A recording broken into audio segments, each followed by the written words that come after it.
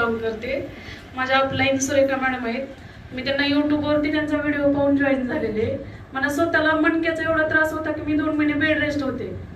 आणि सुरेखा मॅडमकडून मी ज्या वेळेला मेडिसिन घेतले 1 महिन्यात मला रिझल्ट आला मणक्याचा स्वतःला. आणि मला ज्या वेळेला रिझल्ट आला त्यानंतर मी मिस्टरांना बीपी आणि शुगर दोन्हीचा त्रास होता.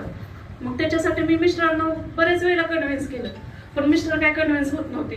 ते म्हणायचे तू आतापर्यंत मला भरपूर काही खाऊ घातले, आता काही माझं खरं नाहीये.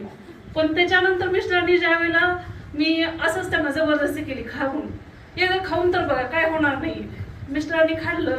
त्याच्यानंतर त्यांच्या पायावरती सूज येत होती. त्यांचं सिटिंगचं काम होतं, पायावरती सूज येत होती.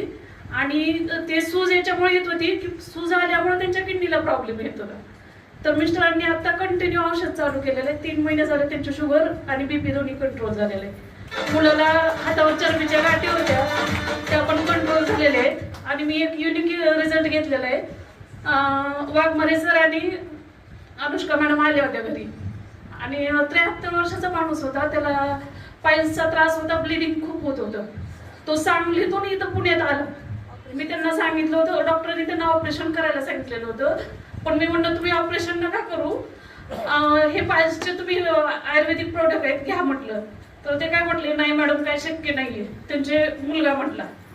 पण ते काय बोलले मॅडम आता ऑपरेशन कॅन्सल झालंय तर तुमचं जर मी औषधं घेतली तर ते व्यवस्थित होतील का? मी म्हणलं 100% होतील.